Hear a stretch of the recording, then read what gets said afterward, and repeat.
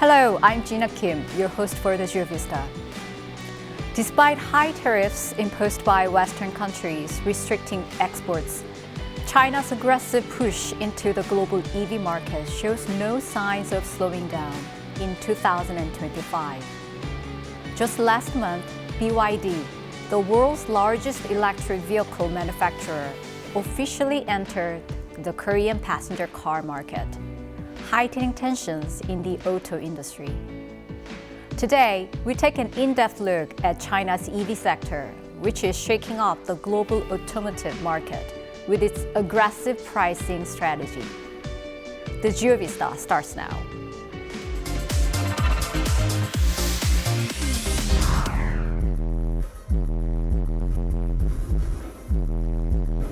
BYD의 우수한 상품성을 체험할 수 있는 기회를 확대해 나갈 것입니다.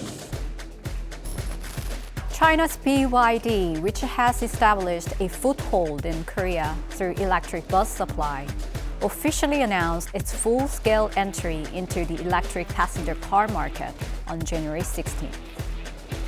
In 2024 alone, BYD sold approximately 1.76 million pure electric vehicles worldwide. Tesla, the global leader, sold around 1.78 million units, meaning BYD has nearly closed the gap. Beyond BYD, other Chinese EV makers like Geely and Shanghai Automotive Industry Corporation are also experiencing rapid growth. So, how did China's automotive industry manage to expand so quickly? China's auto industry owes its competitiveness to low labor costs and strong government support.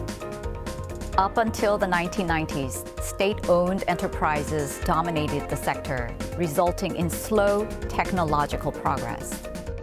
However, starting in the 2000s, the Chinese government actively encouraged joint ventures with foreign companies to enhance technological capabilities. Global automakers such as Germany's Volkswagen, the US's GM, and Japan's Toyota partnered with Chinese companies forming joint ventures to strengthen cooperation. Through these partnerships, foreign automakers gained stable access to the vast Chinese market, while China seized the opportunity to acquire advanced technology. However, China's auto industry did not immediately secure the global competitiveness overnight. Foreign automakers were careful to withhold core technologies such as engines, transmissions, and software, limiting China's access to critical innovations. To overcome this challenge, Chinese companies adopted an OEM strategy, producing vehicles under contract for foreign brands. Through this process, they gradually acquired expertise in key components like engines and transmissions. At the same time, they heavily invested in independent research and development, steadily building their own competitive edge. 我们的综合续航里程更是达到创纪录的2100公里，是燃油车的3倍。 China's auto industry truly gained global competitiveness with the rise of electric vehicles. While EVs began gaining global attention in the 2010s, traditional automotive leaders like the US and Europe remained focused on internal combustion engine vehicles. China, however, made a bold strategic shift toward electric vehicles. Government subsidies, heavy investment in battery technology, and large-scale expansion of production facilities accelerated this rapid transition. Additionally, China's vast domestic market of 1.42 billion people provided a strong foundation for the rapid growth of its EV companies. After securing dominance in the domestic market, Chinese EV makers turned their focus to global expansion. They are now implementing market-specific strategies across the US, Europe, and Asia. In the US and Europe, where Tesla, Volkswagen, and Mercedes-Benz lead the premium EV market, Chinese automakers have pursued a two-pronged approach. They first targeted at the mid-range EV market, emphasizing superior battery performance and longer driving ranges compared to Western brands in the same price bracket. At the same time, they introduced high-end sedans and SUVs to challenge European luxury EV brands. In contrast, in regions with less developed automotive industries such as Southeast Asia, South America, and Africa, Chinese EVs have rapidly gained market share by capitalizing on their price competitiveness. They are also actively collaborating with local governments to develop charging infrastructure, further driving market expansion. Naturally, the rapid rise of Chinese EVs has triggered strong pushback from the US and Europe. It's an immediate threat to our European customers as they see it coming into their shores. Here in North America, they most likely could. The US has sharply raised tariffs on Chinese EVs from 25% to 100%, while the EU has also imposed tariffs of up to 45.3% on Chinese electric vehicles. Despite these trade barriers, China's determination to expand EV exports remains strong. The primary reason is the slowdown in its domestic market. As EV adoption has surged, growth rates have begun to decelerate, and government subsidies are gradually being reduced. Consequently, Chinese automakers are aggressively seeking new opportunities in overseas markets. China also holds abundant reserves of rare earth elements essential for producing electric motors and batteries. By strategically leveraging these resources, China has strengthened its battery production capabilities and dominated the global EV market with lower-priced vehicles. This resource-driven approach is part of a broader strategy to control supply chains in the clean energy sector. However, concerns about China's EV industry are growing. Overproduction and aggressive pricing strategies have become controversial in global markets, while reliance on battery raw materials and quality issues remain persistent challenges. Moreover, Chinese EV makers still lag behind Western companies in key technologies such as autonomous driving. With its low prices, robust supply chains, and strong government backing, China's EV industry has grown at an unprecedented pace. The key question now is whether it can maintain its competitive edge amid mounting challenges, and how traditional automotive powerhouse like Korea will respond to this evolving landscape.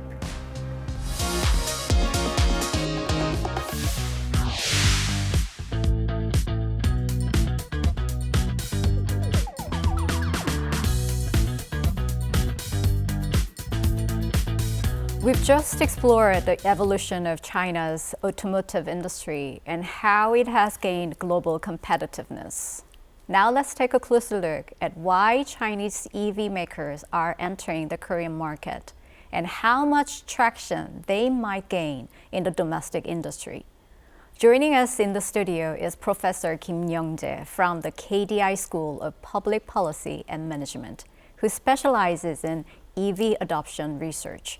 Welcome, Professor Kim. Thank you. So, BYD, Chinese largest EV maker, made a Korean debut last month with its compact SUV. So I'm just wondering how the local automakers and consumers are reacting to this.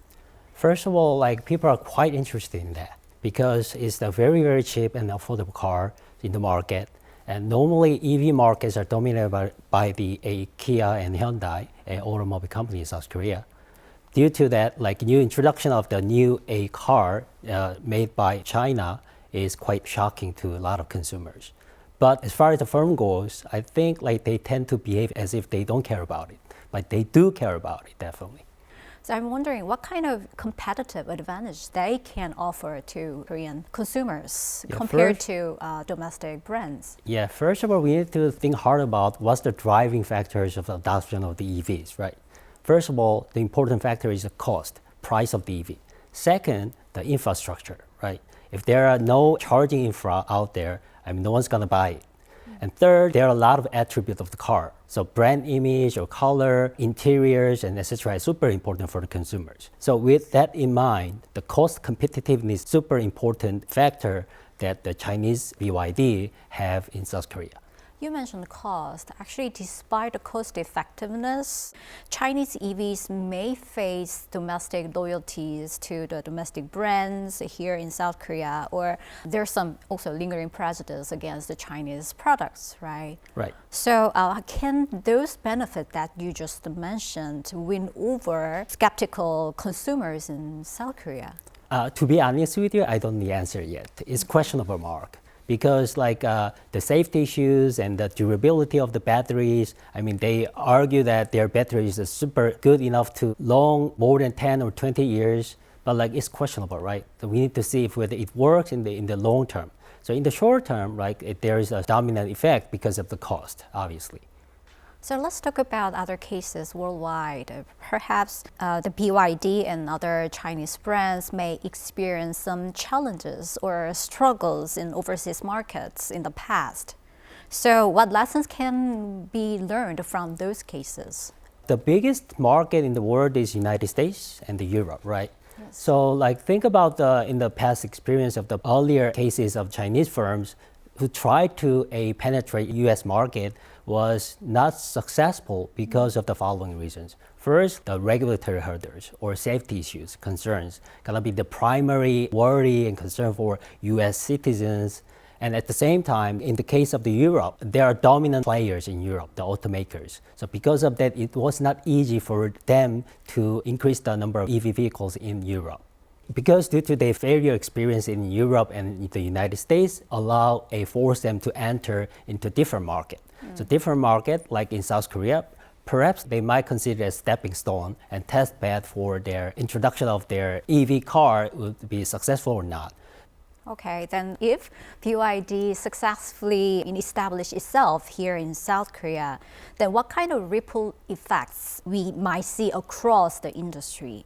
For example, what kind of additional product segments? It's not going to be easy for them to penetrate the entire market in South Korea because of loyalty consumers in South Korea to the specific brand. But if they are successful in Korean markets, I think they might additionally introduce some of the AI-related products like autonomous vehicles or some of the consumer equipment like more energy efficient ones would be the next potential product they might think hard about to introduce in Korean market. So if Chinese companies are successful here in South Korea, then domestic companies should respond to defend their own positions here in this domestic market. How should our companies respond and how they develop their own strategies? Okay, yesterday I saw news about Hyundai and Kia EV. They put a discount on some of their products in response to this shock. So I think as far as consumers, it's a good news because competition drives the lowering the price of the upfront cost of the EV, so which is good, right?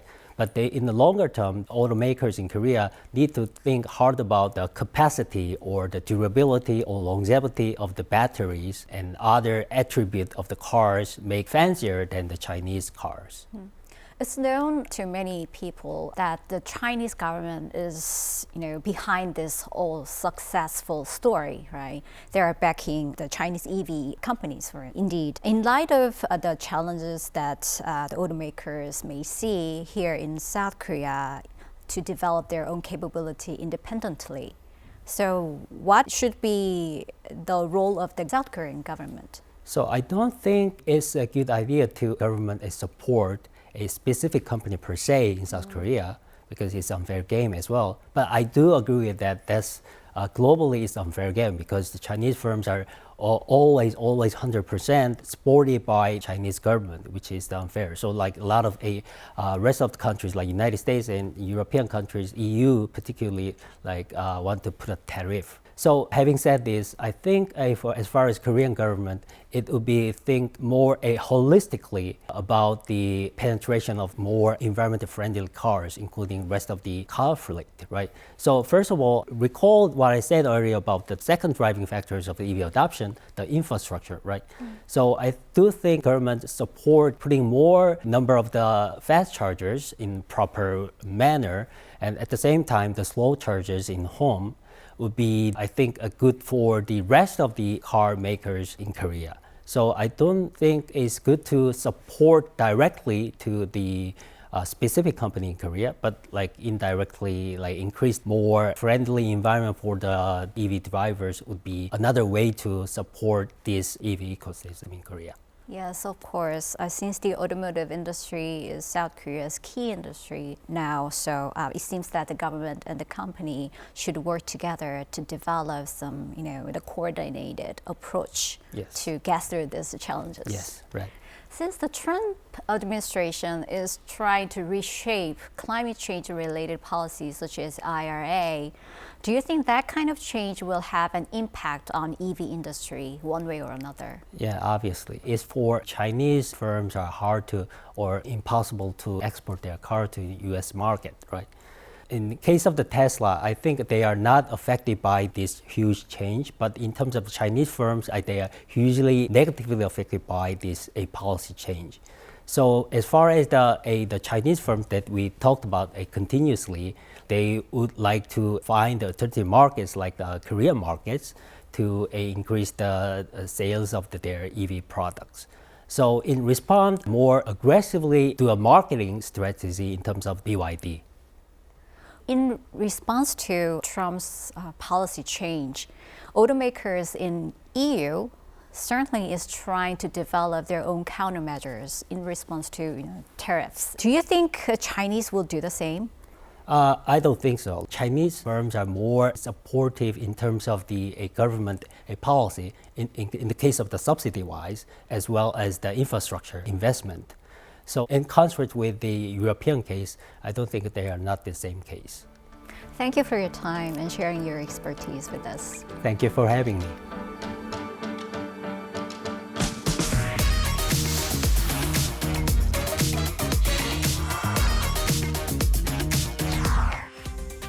Last but not least, let's take a look at the changes shaping the world through some images. Join me as we explore the trends and meanings within them. On February 4th, OpenAI CEO Sam Altman and SoftBank Chairman Masayoshi Son visited South Korea to discuss AI collaboration with key leaders of major domestic companies. Altman met with executives from SK, Kakao, and Samsung to explore AI technology partnerships and joint development. He also announced a strategic alliance with Kakao. This can be seen as a strategic move for South Korea to accelerate technological innovation by deepening its integration into the global AI technology ecosystem. Chinese electric vehicle manufacturers are accelerating overseas production to bypass high tariffs. BYD is set to establish its second overseas factory in Brazil this March, aiming for an annual production capacity of 150,000 units.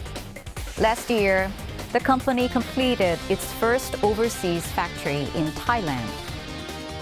With the Trump administration imposing high tariffs, Chinese-made products face growing risks of losing price competitiveness. This move can also be seen as an effort to mitigate reliance on specific markets and enhance overall supply chain stability. On February 4th, the U.S. delayed a 25% tariff on Mexico and Canada by 1 month, but South Korean companies are still expected to be affected. Samsung, Hyundai, and others operate over 200 subsidiaries in Mexico and Canada, with battery, home appliance, and automobile factories particularly at risk. If the tariff is fully enforced, increased production costs and logistics delays could destabilize supply chains. This will likely pressure South Korean companies to explore long-term strategies, such as diversifying production bases or relocating some manufacturing facilities back to South Korea. After US President Donald Trump hinted at the possibility of incorporating Greenland, the EU responded on February 3rd during an informal summit, emphasizing the need to uphold international law and expressing support for Denmark. This marks the first time all 27 EU member states have issued a coordinated stance on this matter. In response to US influence, Greenland is now working on legislation to ban foreign political donations to limit external interference. Under international law, forcibly annexing another nation's territory is illegal. The EU's collective response signals its strong commitment to the principles of the UN Charter, which prohibit threats to territorial integrity and political independence.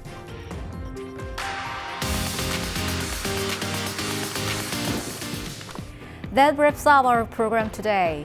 I'm dedicated to providing you insights into the underlying trends of the world, beyond simply covering the news. I look forward to bringing you another in-depth coverage next week. This has been Jina Kim. Thank you.